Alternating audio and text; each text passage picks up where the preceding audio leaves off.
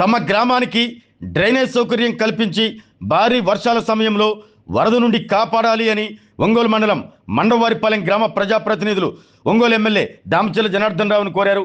ఒంగోలులోని క్యాంపు కార్యాలయంలో గ్రామ టీడీపీ అధ్యక్షులు మారెళ్ల శ్రీధర్ బాబు, సర్పంచ్ మండవ వెంకట సుబ్బయ్య, నాయకులు మారెళ్ల రామకృష్ణ, రాజేంద్ర ప్రసాద్, కోమటినేని ఉదయ భాస్కర్, నాదెళ్ల శ్రీనివాసరావు, పెంట్యాల సుబ్బారావు, కొత్తూరు రాజా, రాంబాబులు ఎమ్మెల్యే దామచర్ల జనార్దన్ రావును కలిసి ఇటీవల కురిసిన భారీ వర్షాలకు తమ గ్రామంలో నెలకొన్న పరిస్థితుల గురించి వివరించారు.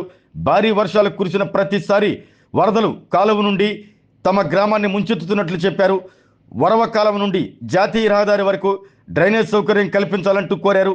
అక్కతోక వాగు వల్ల పొలాల్లో నీరు నిలిచి రైతులు నష్టపోతున్నారని, ఈ వాగును రీసర్వే చేయించి అక్రమ కట్టడాలు, పూడికలు తొలగించాలని కోరారు.